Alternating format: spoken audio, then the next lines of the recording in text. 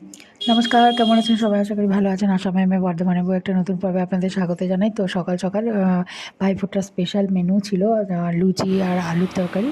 সেটাও খেয়ে নিলাম। খেয়ে নিয়ে শুরু করে দিলাম কাজে। তো কাটলেট বানাতে, বানাতে এদিকে রান্নাও শুরু করে দিয়েছি। রান্না পটল চিংড়ি বসিয়ে দিয়েছি আর মাছ ভেজে মাছের ঝোল কালিয়ার মশলাও কষাতে শুরু করে দিয়েছি। যাই হোক কারণ ১২টার মধ্যে খাবারটা ৩ জনের যাবে সেইজন্য রেডি করে দিচ্ছিলাম। আর এই যে আমরা কাটলেট বানাচ্ছি ৩ জনে বসে একসাথে আমরা ওখানে কাটলেট বানাচ্ছিলাম। কাটলেটটা বানিয়ে রাখতে হবে আগে থেকে, তারপরে করতে হবে।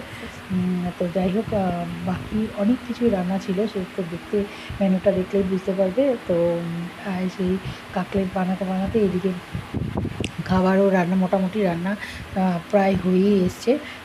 পটল চিংড়ি করেছি আর ডাল, সবজি দিয়ে ডাল, আর বেগুনিটা পরে লাস্টে করবো দেখে সেই জন্য বেগুনিটা রেখে দিয়েছি। আর এদিকে চাটনিও বসাইছি, মাছ ভেজে নিয়েছি ৩ জনের খাবার আগে যাবে বলে।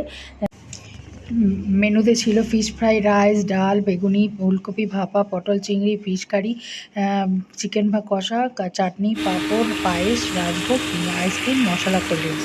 তো মশলা কোল্ড ড্রিঙ্কসটা দিইনি, তো এখানে পটল চিংড়ি আমি রান্না করছি। আর এইদিকে মাছ ভেজে নিয়েছি, কারণ বললাম ৩ জনের খাবার আগে যাবে, তাই জন্য এইদিকে মাছের মশলাটা কষিয়ে নিয়েছি। মাছের মশলাটা কষিয়ে নিয়ে মশলা দিয়ে মাছটা করে নিয়েছি। আর এদিকে পটল চিংড়িও আমার হয়ে এসছে।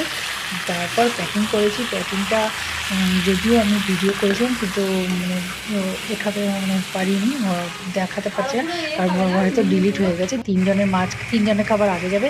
আর এখানে চাটনির জন্য করে রেখেছি। আর তারপর এখানে ফুলকপি ভাপে করবো বলে ফুলকপিটাকে হালকা করে ভেজে রেখেছি।